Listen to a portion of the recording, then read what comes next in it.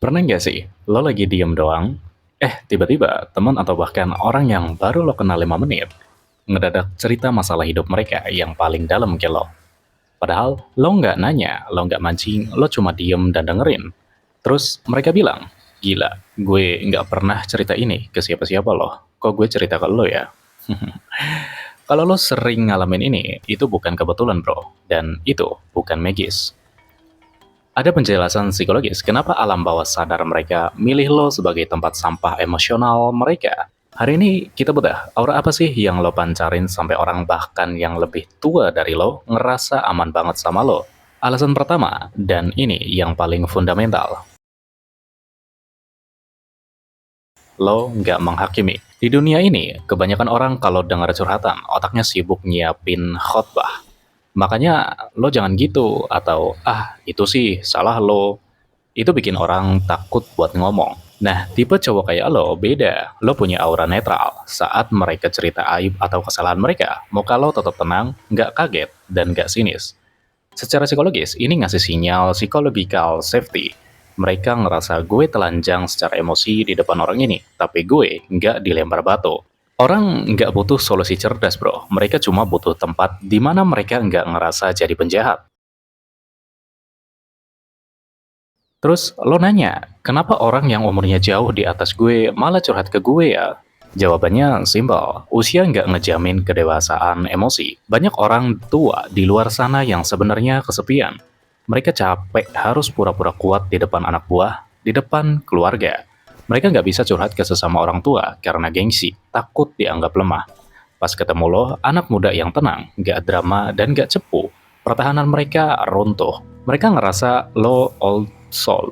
Lo ngerti beban mereka tanpa mereka harus jelasin panjang lebar. Lo adalah oase buat mereka yang haus validasi tapi gengsi minta ke seumurannya.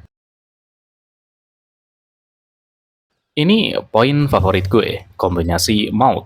Lo peka tapi lo nggak kepo. Banyak orang salah kaprah, mereka pikir pendengar yang baik itu yang banyak nanya. Terus gimana? Kok bisa? Siapa orangnya? Bro, itu bukan dengerin, itu interogasi. Itu bikin orang ilfeel.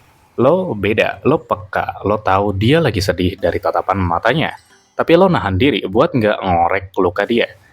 Sikap lo tuh kayak bilang gue di sini kalau lo mau cerita. Kalau enggak, ya nggak apa-apa, kita ngopi aja. Paradoksnya adalah, justru karena lo nggak maksa, mereka malah jadi pengen cerita semuanya. Itu namanya the power of space, memberi ruang bukan mendesak ruang. Terakhir, kenapa mereka nempel ke lo? Karena lo itu stabil. Pasti lo itu bukan orang yang panikan kan? Nah, itu kebaca sama orang lain bro. Orang yang lagi stres, otaknya lagi chaos, lagi badai. Kalau mereka curhat ke orang yang ikutan heboh, ikutan panik, mereka makin stres. Mereka butuh jangkar, lo diem, lo napas teratur, respon lo kalem. Secara nggak sadar, ketenangan lo itu nular ke mereka. Mereka deket lo bukan cuma mau curhat, tapi mau minjem ketenangan, biar detak jantung mereka ikutan normal. Tapi bro, gue harus kasih tahu sisi gelapnya. Punya bakat ini adalah pedang bermata dua. Kalau lo nggak hati-hati, lo bakal jadi tong sampah emosional berjalan. Resikonya apa? Lo capek sendiri, energi lo habis buat ngurusin drama orang, sampai lupa ngurus hidup lo sendiri. Saran gue, pasang batas. Dengerin boleh, tapi jangan mengadopsi masalah mereka.